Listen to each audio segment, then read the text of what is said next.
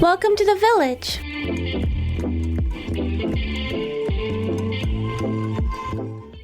Okay, today it's time for the ladies to talk. I have two wonderful midwives here from St. Teresa Hospital, and their names are Wilma and Grace, so they will introduce themselves now. Yeah, most welcome. I'm called Grace Nahat Raphael Bambu, midwife from St. Teresa Hospital. My name is Wilma Nagaibo. I'm a midwife working in St. Teresa Hospital. I've taken now 2 years here, and the work is fine, and I'm gaining a lot experience. Before, when we were at school, we are doing theory, but here we are now doing it practically. Everything is perfect. Before you came, Grace was sharing with me how being in the workplace is such a joy to her. She really enjoys being with the mothers. Can you just tell more about that? It's a very wonderful work and I enjoy it. So I started my work here in 2021 in August as a midwife, as a registered midwife. But at first I had been in the hospital as a training on job since 2017 to 2018. Then later on, the hospital decided to send me for the course of registered midwife that I completed 2021 in June. So in August, I joined the work as a staff at St. Teresa. It has been a very good time and good moment to be with the mothers and with the kids. Especially, I enjoy the drama of women who are on labor. Their actions and their presence makes me happy. Even if I'm having stress, even seeing them will make me feel happy and forget the stress that I have. Oh, that's so nice. When you say drama, what kind of drama with the women in labor? Their pain or the screaming or intensity? What happens? No, I mean the gestures and the pain, that when they are having pain, they have some gestures that they do and it makes me feel happy and I always be with them. I enjoy being with them. And also when they have more interest to talk to me and to share with me their pain, the kind of pain that they are going through, I'm always there to listen. They're very lucky to have you to be there and care for them. What about you? What do you enjoy about midwifery? Yes, midwifery is a very good course because I've enjoyed it very well, especially when women came for labor, when they are crying, they are talking a lot. This is whereby you laugh and make them also to laugh and they forget the pain. Though they are in pain, when you are talking with them and you laugh with them, the pain will also subside small and then they start crying again until they will deliver and you complete all your work. And they thank you on what you have done on them. This is what I'm happy. The community are happy with us and they respect us also. And also they give us morale to what we are doing on them in the facility. And also the administration of the hospital also, they are working with us well. No challenge. I'm enjoying the work. Especially my colleague Ashley. Ashley is a very good woman. She's also teaching us on how to manage a unit, especially kangaroo methods. So we are enjoying the work of Ashley and the mothers together. Thanks. Oh, that's so nice, Oma. It's nice that you feel motivated to do the work and to learn. So then what made you go into this field? Any part of being a woman, or is it more just helping other women? What is it that made you choose to do this work? Yes, what motivated me to choose midwifery as my course is when I had my first boy, when I was pregnant, it was women who cared for me. And during my labor, they cared for me so much. And I experienced the pain and how a woman needs to have somebody who cares for. So this one motivated me. I said, I have to do that work. I have to help also fellow women who are like me in that pain. So I have to help. And also the community. I felt pity because sometimes you don't get qualified people at the hospital or at the health facilities that can care for women. I said, since I'm here, I'm a woman, I can do my training and then I come and help them to the best of my knowledge. So you want to make a difference for other women because it's so tough to go through childbirth, and being pregnant too is so challenging. Yes. Especially here when you're pregnant, you still have to do all the routine work, right? Yes.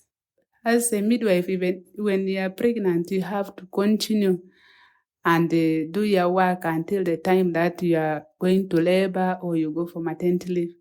But when you are pregnant also, it becomes so good because it becomes the example to the women that you are educating. If you are talking about hygiene, you have to show them that this is how a pregnant woman is supposed to do. This one also, it motivated the women and especially at the ANC. When you are giving health education at ANC and you are pregnant, they will say, okay, since she's a midwife and she's telling us and she's smart, also I have to make myself smart. This is what I feel like. Lead by example is a good thing. You said you have one child, and Wilma, you have more than one child?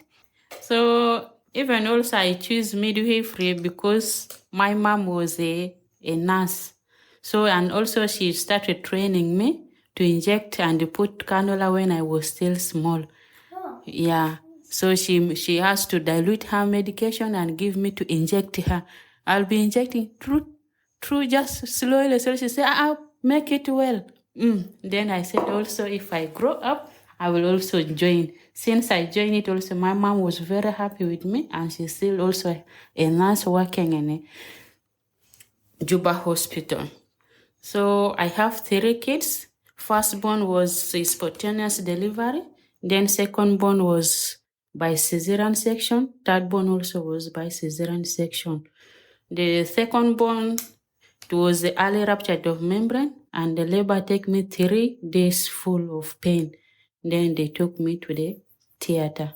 Secondborn also 3 days on pain and I was too dehydrated and fetal heart rate was also increasing. Let me say it goes to fetal distress. That's why also they took me to theater. So maybe for one, I will try the labor and see how women are crying so that also they can. That's good. You can use your own experience to help people. That's good to, when you suffer in life, that it should not be wasted. It should be used, that struggle, to motivate you to keep going and doing better. Right, Grace? Do you have some experiences in your life? Like I just talked to you and you said you don't even get one day off to yourself just to relax. In fact, sounds like the workplace is where you relax. It's okay. It's true that the life is full of challenges and good part of it also.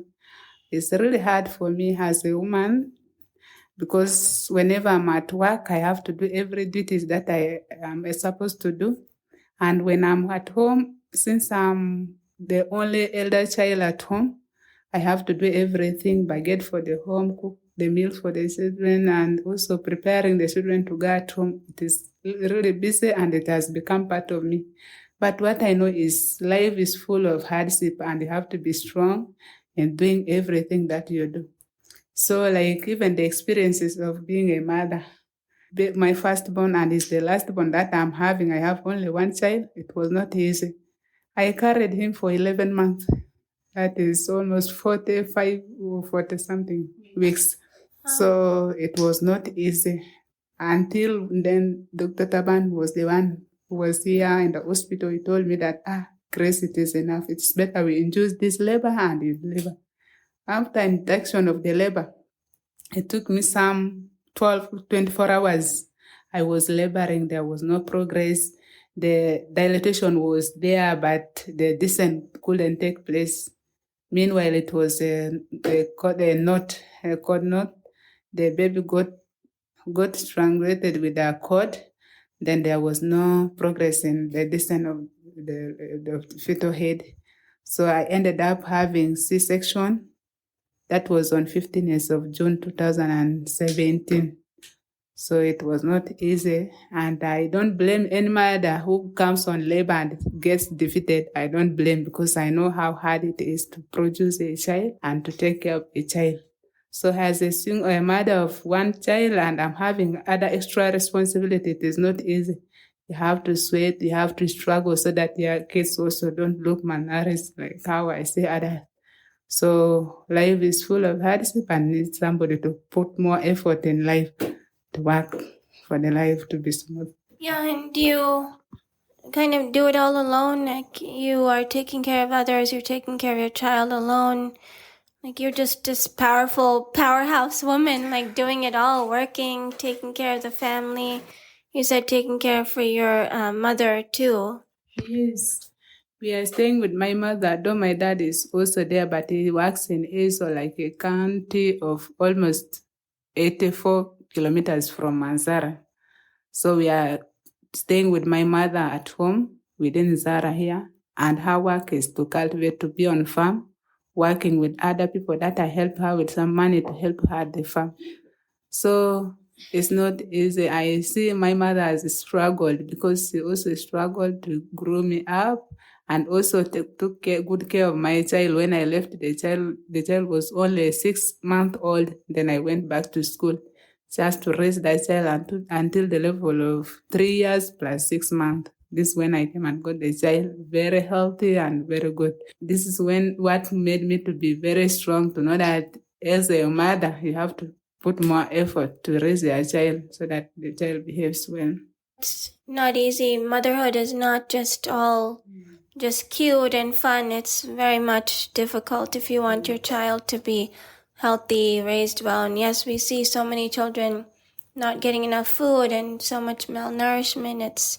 It's tough. But these things you say was not the only challenge. We saw you over there in the emergency room a few months ago when you had the snake bite. That's really was a very scary thing that happened to you. Yes, it is the same struggle that I'm talking about because I decided with my mother to make a factory for palm oil, local factory. So that was the same moment that we decided to be producing our own oil at home. So in the process of going to collect the palm seeds, this is when I got attacked by the snake. So it was God who helped me and it was God who raised me up again. I didn't know that I'll make it. And this is all the challenges that we are going through since things are hard, especially in our country. So you do things also that you are not supposed to do as a woman or as a young lady, but you can do in order to survive. Most people listening may not even realize that there's poisonous, deadly snakes all over this town. So when you saw it, what did you do? You got nervous? And how did it look, the snake? The snake was terrible, and it was my younger sister who was ahead of me who stepped on the snake. When she was struggling with the snake, she didn't see the snake. I was the one seeing the snake, and she was just standing. The snake was struggling with her to escape under her feet, but she could not. I'm telling her, as I was shouting that we should run, the snake was big, red in color. And that was very terrible. When it was about to bite her, I ran and I pushed her on the snake, rescuing her like this. When I bypassed the snake, then the snake caught me. You went to rescue her and you got bit. Yeah, I rescued her and then I got bitten by the snake. Yeah, and then you were in the hospital. You came here and you were able to get the antivenom, but you were feeling sick and in the hospital for several days. Yes, I came here by the help of the hospital. They helped me so much. They gave the antivenom and I stayed here for almost 3 days. I was just off. I went home even with a swollen leg. I could not move. I was just down on the wheelchair for some days. So I could not move on my leg and I didn't know that I will move again. I thought maybe my leg will be amputated or what because the snake was really poisonous. Yeah. I had a lot of pain for some days. And the antivenom is a very strong medicine too, so you can feel sick even from the treatment. Yes, the treatment really, it dealt with me for almost 1 month. I was feeling like every time I'm having nausea. I feel even if I want to eat like this, I could not eat because there was nausea every time. When I came back for review, I thought maybe the poison was still within me, but they told me that was the side effect of that venom. So it took me some time to disappear in my body. And now I'm okay. I can move. I'm okay. I'm healthy back. Thank God. Thank God you're back and healthy and strong, and now you do all the work again. Yes. What about you, Wilma? What are some kind of challenges that you face, or any story you want to tell? This is your time to be heard. Yeah, life is not easy. Life is too difficult because when I was at school, So I lost my father when I was at school, and I took care of him for 2 years with that sickness. Then he passed away and left me alone with my small brothers and sisters, whereby I'm the one taking care of them. Since at school up to now, I'm the one taking care of them all. So I thank God since I finished my school. Also, I got job, which is helping me. I'm paying their school fees, taking care of them very well. And also my children also, all of them are healthy and I'm proud to be with them. These are the challenges which I faced when I was at school or when I was small. So my father passed away and left me alone, and they divorced with my mother. Since 2000, they are now having 20-something years. So my mother is staying different, and we are also staying different with my father. Since he passed away and left us, I'm the one now taking care of my brothers and sisters. These are the challenges. So to be a mother is not easy. You have to struggle and also cook your mind in order to be in a good health with your children or your brothers and sisters. This is all what I can say. Yeah, that's a lot. Your parents divorced when you were small, and so your mother lived separate from you, so you were just with your father, and when he passed away, then you became like the head person. Your mother didn't come back, or like that's not how the society works. Yeah. She didn't came back to us, but we are the one going to visit her. She's staying in different place and we are also staying in different place. Though I'm married, but everything is also under my responsibility because they are my brothers and my sisters. A husband cannot take care of you with all your family. You have to struggle. Your husband's there to help take care of you and your children, but your own family, you still take care of your younger siblings. Yeah, that's a lot. So both of you are like working basically to take care of the whole family, your siblings. Yeah, it's a lot. And even you don't get like a rest day or day off. One time I saw you were leaving work and said, I'm going to go home and cook now. Yes, you have to work at workplace and go and cook for them. Though the money is small, sometimes you can have a house girl at home. The house girl will not take care of your children. Whole needs you are present at home to do everything your children needs or your siblings needs. This is how mothers are. Many women listen to these things. What kind of messages would you tell to support women and be like some kind of inspiration to women? My message to all the fellow women is we are women and we are human beings. We can do it better than what a man does. Well, like our society, I have seen that women are really suffering in marriages. But it's better for you to build your future first and then you get married. That's one. Number two is even if you get married, you don't put all your intentions on a man because he will not do everything for you. You have to work for yourself. Even if in your husband's home, you have to do things also that is not expecting you to do, but you have to show to him that you are also a human being. Even if you're alone or you are with him, you are still surviving. And education is the key for everything. If you are not educated, you cannot make it. And a man cannot really value you also, especially in our society. When you are educated, at least you have some value. When a man wants to ask for your marriage, he knows that he is taking somebody who is productive. But when you're a receiver, a man will not value you. Like our society, most women, they suffer because they have nothing. They depend on men completely for help.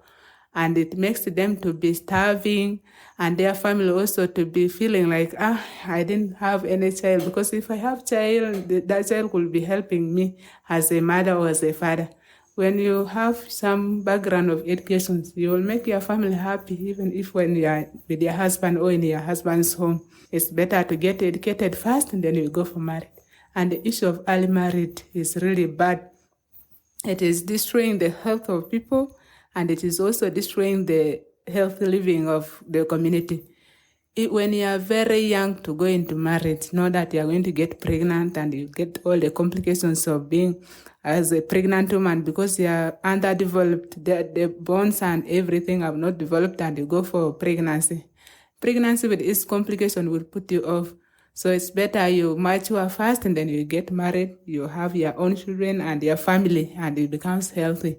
And when you're not married and you're at school, don't blame yourself, because time will come. Time is for everything. We should not rush for things that we are not supposed to. Things will come on your way when you are ready for it. Don't grab something that does not belong to you. As educated woman, you will wait and God will give you somebody also who will be helping you. Though that man is not educated and you are educated, your home will be good. As my friend Wilma, she's really having peaceful family because she's educated, and her husband, even if he's not having much, but he's still supporting everything. So me, I was unlike, I got somebody who was caring, who was really helping me, but unfortunately I lost him. So it brought my life also to zero. But I'm still hoping that God is there with me. Even if I don't get married and I achieve some level of education, I will still raise the child or the remaining kids, my siblings. I will raise them up as well as a man does. So that's my message for my fellow women. Also, my request for the world is people should really pay attention to South Sudan. South Sudan girl child education is really poor. Like most of us, we achieve only secondary level or some institution. We cannot reach in a level that is optimize someone's life. So it is very hard. If there are some opportunities like scholarships or chances of studying online, they should consider South Sudan as a country. They should consider the women in South Sudan who are really suffering. Because most of our time we grew in war and our parents grew in war, our grand, and we are also going to raise our children in war. We don't have time really to have peace in our heart and in our country. It is very hard. So to have education, to achieve good education, it is hard. No, those are such strong, true words. I'm so glad you said that. Especially like women all over the world in any situation can understand these facts that you said and try to learn from them, because like from women we have that emotion where we feel like we need the man to be there to support, we need to marry good, and it's all about marriage and children. But like you said, education is the first thing. Yes. It empowers you for your life, for your family, and in a stronger, better, healthier marriage where they respect you. So like you said, the opportunities are lacking for women here. So hopefully anyone who listens can understand, and the world's eyes can be more on this place where so many capable women are here, such strong, intelligent women, and should be given this opportunity. I'm glad that you beat the odds, they say. The society you're in is not pushing women to study, but you did it. You did it anyway. And you're enjoying it. And it's still a struggle, but it's you do have this ability. And you too, Wilma, right? But you have a good husband in your life, it seems like. Is that a good thing? Yeah, to have a man is a nice thing. I'm very happy to have him, and we're also very happy to have me in his life. And we are enjoying our marriage. Everything's going well. Yeah. Grace said being educated and strong, it helps, because when one person is a vulnerable, oh, she needs me to survive or he needs me, that kind of coexistence is more difficult. Yeah, you have to marry a husband who is working and also a woman who is working. Both of you will understand yourself, and you help each other in any bad situation you will be in.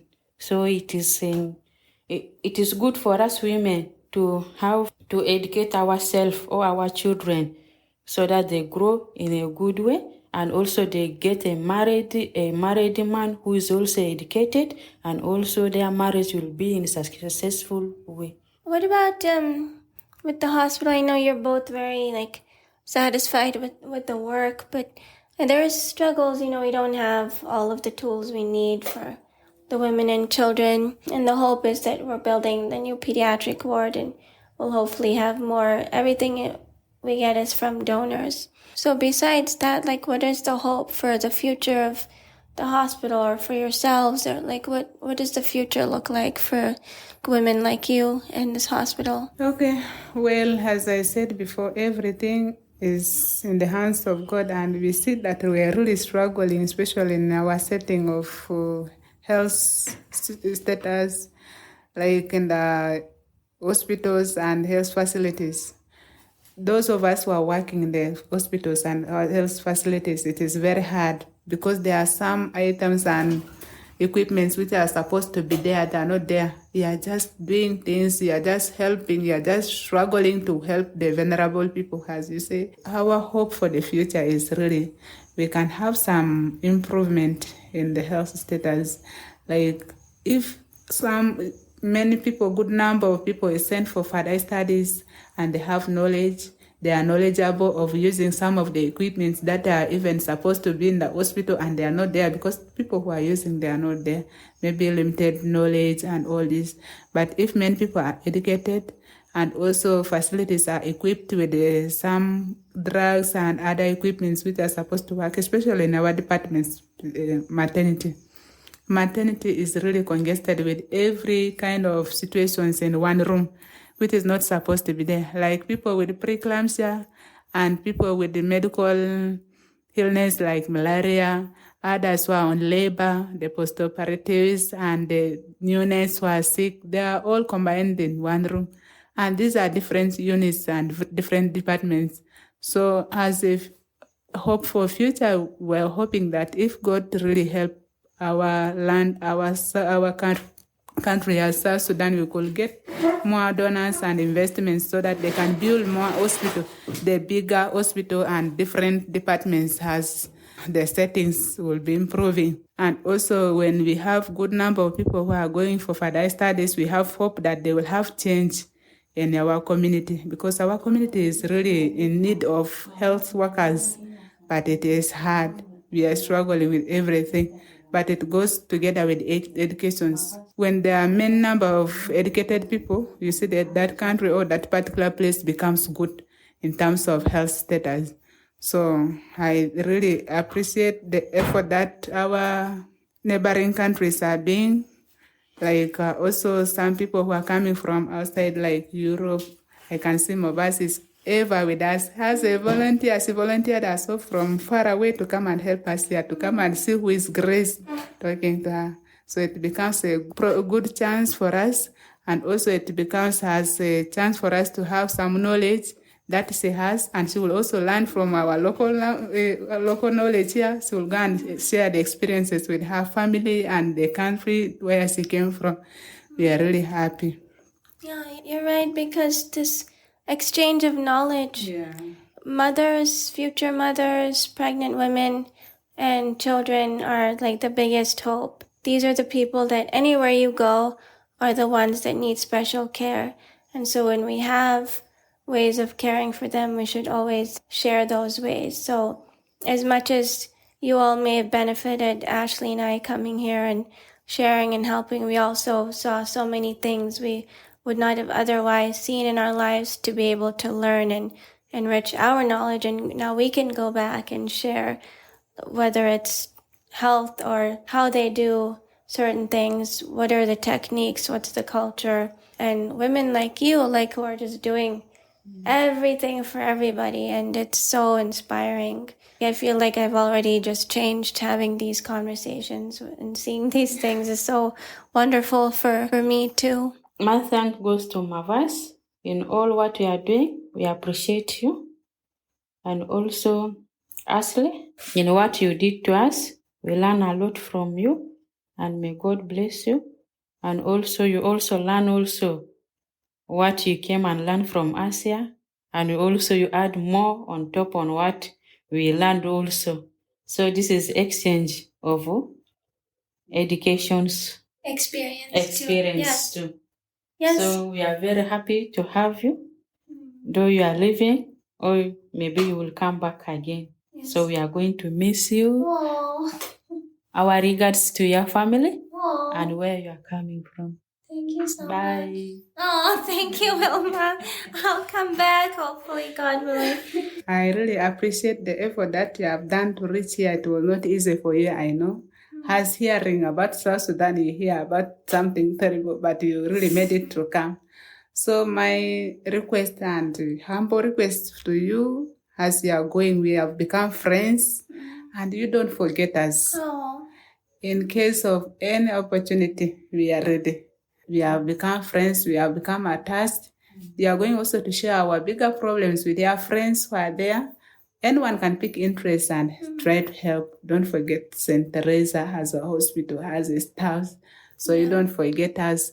Then also, we are really going to miss you. The mothers will miss you. The children will miss you because they have known you have been caring for them. All of a sudden you disappear, they will miss you, I understand. So you have seen the situations that we are staying in, the situations that we are going through. You alone can draw a plan for this country or a plan for this hospital, and it will work because you have really seen as an eyewitness to this hospital and as eyewitness to the community of Nzara, to the community of South Sudan as well. So I really request your patience, and I have appreciated the time that you took with us here. It has become fruitful and productive. I'm sure that you have learned a lot, especially through our culture, going through our culture and all the way we do things. It was not easy at first, but you caught up with it and you are now okay. you're all unforgettable. You've all got this place in my heart now, and as I'm leaving, it's like kind of sad for me because to leave people that you became attached so far away, and you know the work continues, you can do more, and you want to learn more. My plan is to keep coming back. So, you know, it should just be a continuous and pick up where things were and keep seeing improvement and change, and definitely keeping in touch with all of you. Never will forget, and you don't forget me either. I know other volunteers come and go, but you remember my name. Okay, thank you so much. Ladies' voices heard today. Very happy about that. Thank you.